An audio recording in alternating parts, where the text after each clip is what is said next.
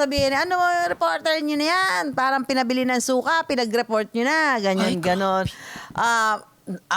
Yung mukha niya para daw may mantika, yung buhok ko hindi daw maayos.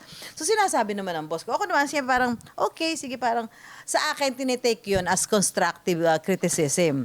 Di ba? Pero wala na akong magagawa sa mukha ko. Yun na talaga yung mukha ko, di ba? Pero sinabi about makeup, baka may magagawa pa ako dyan. Buhok, may magagawa pa ako. Pero yung aking itsura, wala na akong magagawa, di ba? Yun. Kasi nga, siyempre parang ang ano nila, no, pag nasa TV ka, pag nakikita ka sa TV, parang dapat maganda ka. Artista level ba? Yung ganon. Reporter kami, di ba? Hindi naman kami artista.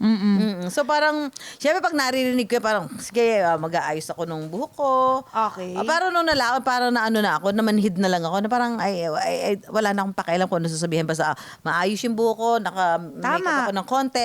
Ang importante, how I deliver yung aking storya. Kasi yun naman ang work talaga. Kasi may mga times kasi, halimbawa, mga breaking stories. Kasi madalas ako doon papadala sa breaking stories kasi panghapon yung ano ko syempre yung newscast ng 6:30 gano'n.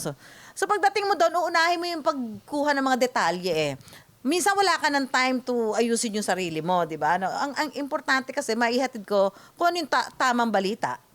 Baka masyadong presentable yung mukha ko, mali naman yung storya ko. Tama. So mas binibigyan ko ng weight yung preparation ko for my news story kisa ayusin ko sarili ko. Kung may time pa ako na ayusin ko ng kaunti yan, gagawin ko. Pero pag wala, ay di pasensya na lang po. Ayan yung paglulugar